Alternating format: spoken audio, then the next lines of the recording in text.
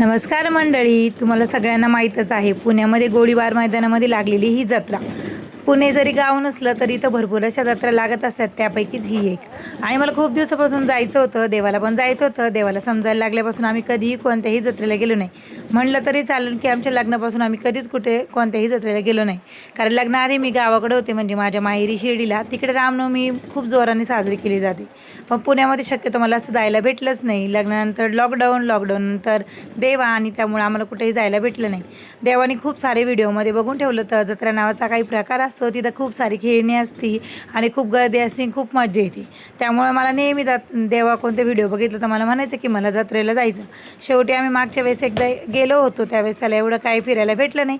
पण यावेळेस आम्ही पक्का विचार करून गेलो की यावेळेस मनसोक्त फिरायचं, मनसोक्त खायचं आणि मनसोक्त एन्जॉय करायचा. त्यासाठी आम्ही सगळ्यात पहिले तिथं गेलो तर एंट्री केल्याच तिथं तिकीट होतं 100 रुपयांचं. ते सगळ्यांचं तिकीट काढलं आणि आत गेलो. बघू शकता किती सुंदर असे हे AIचे हे बनवलेले बटरफ्लाय वगैरे होते. खूप छान असं गार्डन होतं. देवाला खूप मजा वाटायला लागली. मग तिथं मी त्याचे थोडेसे फोटो वगैरे काढले. दीदी मस्त खेळत होती तिच्या पप्पासोबत. तिला बाहेर आल्यावर खूप मजा येते. ती अजिबात रडत नाही, पण तिला खूप ओरडायला, मजा करायला आणि हसायला, उड्या मारायला लागतं. तर ती तिच्या पप्पासोबत आमच्या पुढं चालत होती. मी इकडचे तिकडचे सीन कॅप्चर करत होते, कारण की आता देवा खूप मस्ती करणार होते, मला आधीच माहीत होतं. त्यामुळे तो पळत गेला. मी त्याचे तिथं पण फोटो काढले.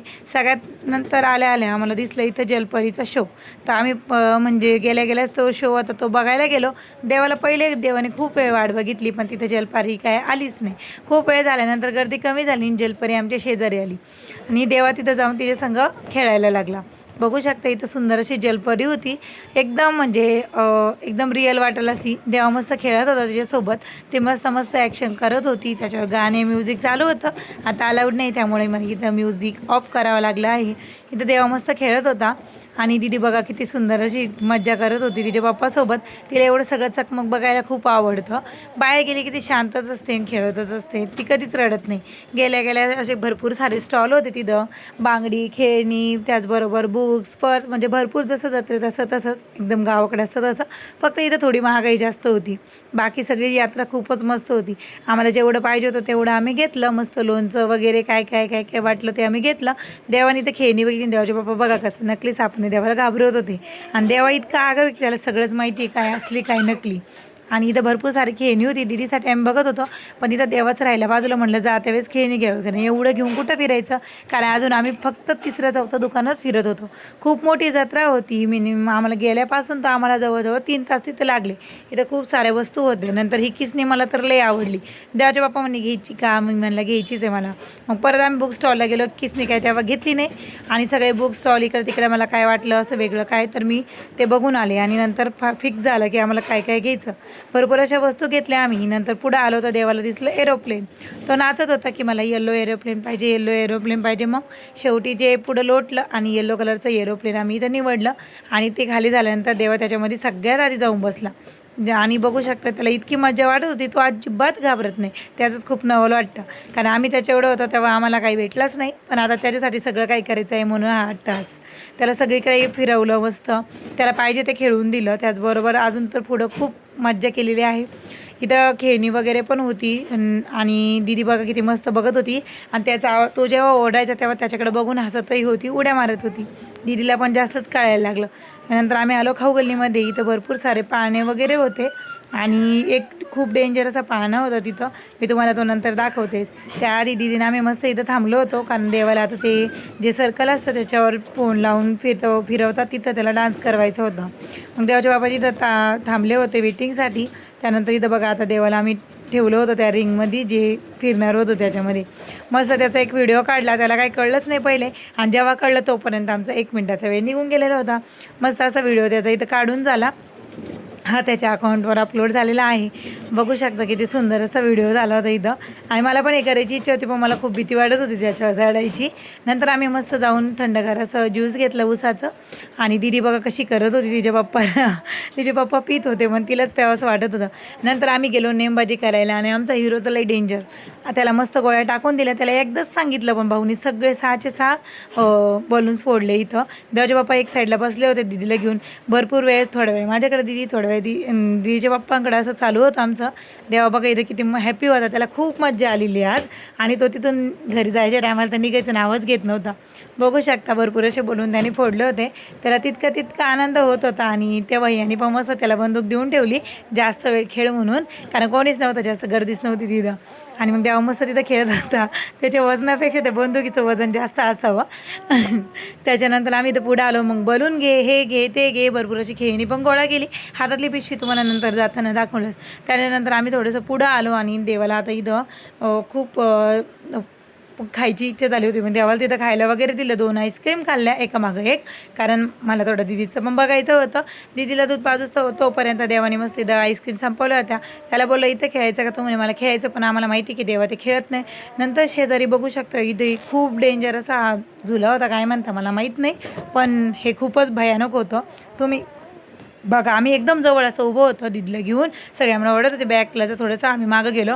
स्टार्टिंगला तर काही वाटलं नाही मला, असं वाटलं होतं मी पण जायला पाहिजे.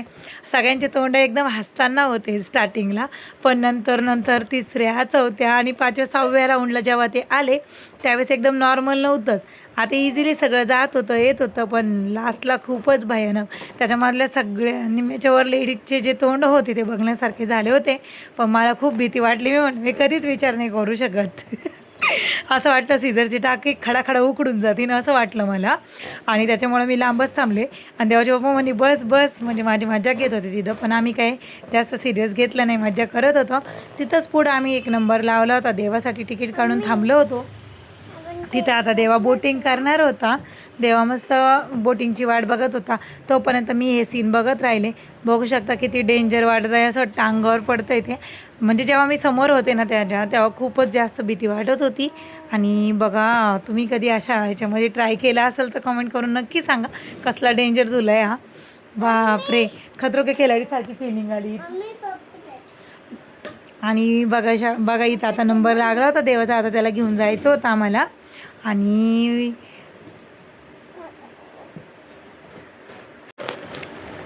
खूप वेळ आहे बघे, लास्टला जेव्हा जो हा सीन सुरू झाला त्यावेळेस सगळ्यांचे तोंड बघण्यासारखे झाले होते.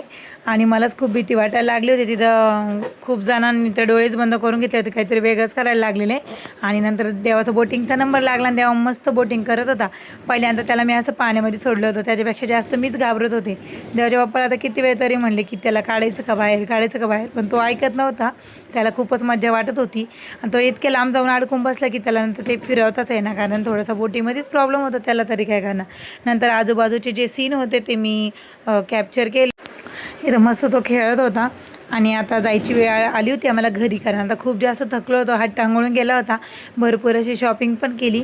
आणि देवाला परत जाता देवाचे पप्पा म्हणले की अजून थोडंसं काहीतरी घ्यायचं. मग पुढं गेलो आणि भरपूर अशा वस्तू घेतल्या आम्ही तिथून. बुक्स वगैरे घेतल्या, टॉईज वगैरे घेतले, क्यूब घेतले. त्यानंतर मस्त जे लागत होतं तो म्हणला ते सगळं घेऊन दिलं आम्ही. दीदी मस्त त्याचं बलून घेऊन खेळत होती.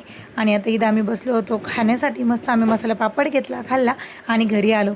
बघू शकता इतक्या सगळ्या वस्तू आम्ही इथं घेतल्या होत्या. लोणचं वगैरे, किसणी, परत त्याचबरोबर देवासाठी बंदूक वगैरे अशा. आणि दीदीसाठी मग भरपूर अशा क्लिप्स वगैरे घेतले होते, कारण मला खूप आवडते हे असलं गोळा करायला. लहानपणी मी होते तेव्हा मी पण असंच माझ्या स्वतःसाठी घ्यायचे, मला मग पप्पा जत्रेत घेऊन गेल्यानंतर. आता मी दीदीसाठी हे घेतलं होतं, खूप भारी वाटत होतं. कारण मुलाची एवढी हाऊस करता येते तेवढी मुलीची करता येते. आपल्याला पाहिजे तेवढं आपल्याला शॉपिंग करता येतं. इथं खास हे चष्म्यासाठी मी तिचं हे घेतलं होतं. आणि मला खूप आवडलं होतं. रबर बँड होते त्याच्यामध्ये, क्लिप होत्या, त्याचबरोबर छोट्या आपले टेप म्हणजे क्लिप वगैरे होते अजून जास्त. देवासाठी बोस घेतले होते. इथं ही माझ्यासाठी देवाच्या पप्पाने घेतली होती किसणी. आणि बघू शकते इथं अजून भरपूर खेळणे आहेत, त्याची क्यूब वगैरे होते. त्यानंतर एक वेगळीच गाडी होती. हा फॅन घेतला होता इमर्जन्सीसाठी, बरं आहे कारण आता सारखी लाईट जात असते, त्यामुळे दीदीसाठी तर खूप बरं आहे, कारण दीदी सगळ्यात जास्त गरम होत असतं. इथं ड्रॉइंग आणि भरपूर अशा बुक्स होत्या याच्यात. आणि इथं आयपॅड घेतला होता मी, LCD पॅनल तर त्याच्यामध्ये त्यावेळेला ABCD वगैरे करण्यासाठी मी घेतलं होतं. आणि ती इझिली डिलीट मारल्यानंतर फोनसारखं आपलं क्लिअर होऊन जातं, त्यामुळे खूपच भारी होतं. पहिले आपल्या लहानपणी पार्टी होती. आता हे मस्त त्याला मी बटरफ्लाय कसं काय आहे काय असंच टाईमपास चालू होता.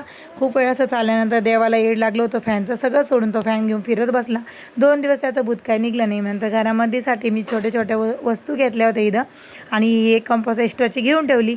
पण दुसऱ्या दिवशी वेदांचा बड्डे असल्यामुळं आम्हाला ती घेऊन जावं लागली. म्हणजे आम्ही सतत असं काही ना काही छोटंसं घेत राहते.